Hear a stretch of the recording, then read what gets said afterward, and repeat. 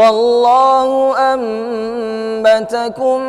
من الأرض نباتا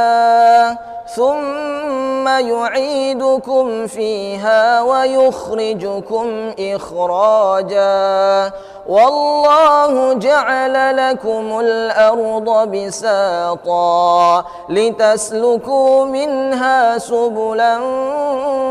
فجاجا قال نوح